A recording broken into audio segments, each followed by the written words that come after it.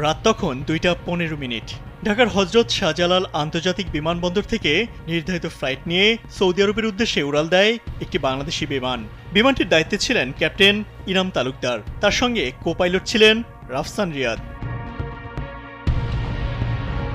বাংলাদেশি বিমানটি ভারত হয়ে ওমান ও সংযুক্ত আরব আমিরাত পেরিয়ে বাহরাইনের আকাশে যখন পৌঁছায় তখন স্থানীয় সময় ভোর 5টা ছুঁই 40,000 ফুট উচ্চতা থেকে তখন পৃথিবীর দৃশ্য মনোমুগ্ধকর দেখা যাচ্ছে।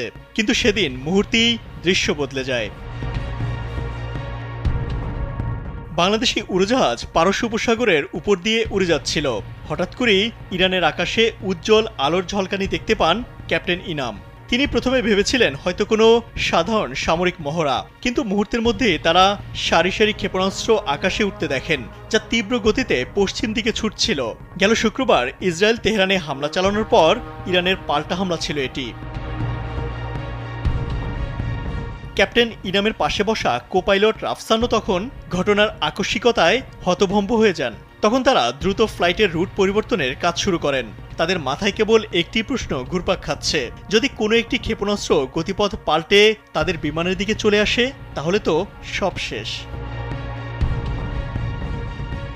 ক্যাপ্টেন ইনাম দেশের একটি শীর্ষস্থানীয় গণমাধ্যমকে জানান, পাইলট হিসেবে সেদিন আমাকে অনেক ঝুঁকিপূর্ণ পরিস্থিতির মধ্য দিয়ে যেতে হয়েছে। কোনো কিছুই এর সঙ্গে তুলনা করার মতো না।